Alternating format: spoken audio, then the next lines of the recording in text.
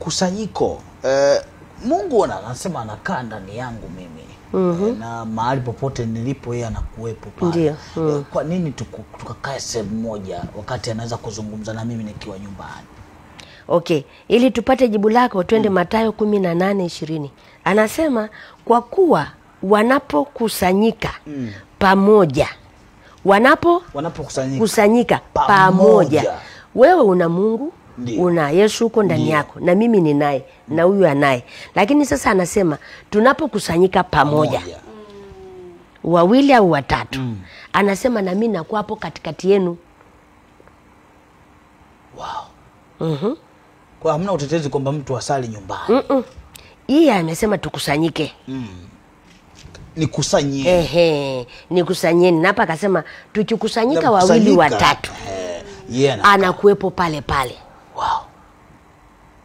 Sasa kwa ajili hiyo tangu 2009 ndio Bwana Yesu akamwagiza mtumishi mkuu wa kanisa la Efata.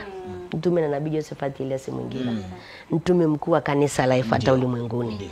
Kwamba kila ikifika Oktoba kuanzia Jumatatu ya kwanza ya mwezi wa 10, Jumatatu ya kwanza. Jumatatu ya kwanza. Sio tarehe moja. Hapana. Watu wasije wakachanganya kwamba lazima tarehe moja. Wow. Jumatatu ya kwanza. Nikusanyie watu wangu. Nataka nikae nao. Precious Center. Mahali pake pathamani kwenye bonde la kukata maneno. Nataka nikae nao pale siku 7. Siku 7. Bwana nyingi sana siku 7. Kutimiza ukamilifu. Mama bwana uko sijibu. Kuna jambo, kuna siri iko pale kwa nini siku 7? Namba 7. Kuna mambo yatashughulikiwa Jumatatu. Uwezo kuyashughulikia Jumanne. Ndio sababu hata tuna malaika wanaouse wa Jumatatu ni watofauti na wa Jumanne. Kwa maana wa Jumanne ni wa familia.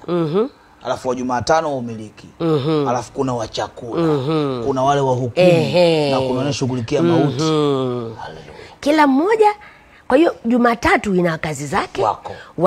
Tutafunguliwa, tutaelekezwa mambo fulani fulani Jumatatu. Ndio. Na ndio sababu tunakwenda mpaka tunakuja kumalizia Jumapili kuamkia Jumatatu kukava ule mviringo wa siku 7. Na kwa sababu anasema nikusanyieni watu wangu walioweka wakfu. Ni bora sana. Ni afadhali mtu mwingine ambaye sio mwanaefata. Lakini wewe mwanaefata. Tarehe hizi huwa zinatangazwaga mapema sana.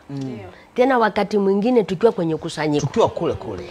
Ili kama kweli unataka kufaidi lile kusanyiko, usiwe kama msindikizaji. Zile tarehe ukishazipata, zitenge ziweke wakfu. Ziwe ni kwa ajili ya Bwana. Na mbingu itaheshimu hicho. Wow. Yesu ameweka agano na baba yetu wa kiroho.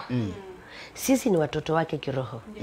Kwa lile agano linatuhusu. Automatically. Kumbuka ameambiwa niandalie kanisa. Kwa ajili ya unyakuo. Kanisa ambalo halina makunyanzi wala mawa. Kuna ukombozi mwingine.